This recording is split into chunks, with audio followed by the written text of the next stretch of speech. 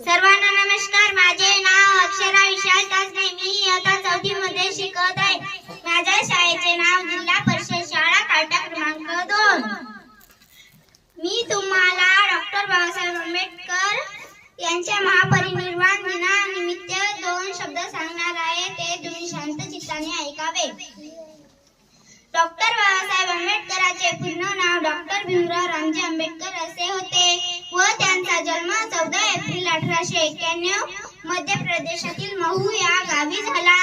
Doctor Babasaheb आंबेडकरांच्या वडिलांचे नाव रामजी आंबेडकर व आईचे नाव भीमाबाई होते.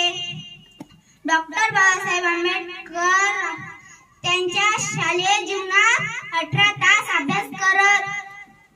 ते खूप हुशार होते व महत्वाकांक्षी होते. डॉक्टर बाबासाहेब आंबेडकराला भारतीय राज्यघटनेचे शिल्पकार म्हणतात व त्यांनी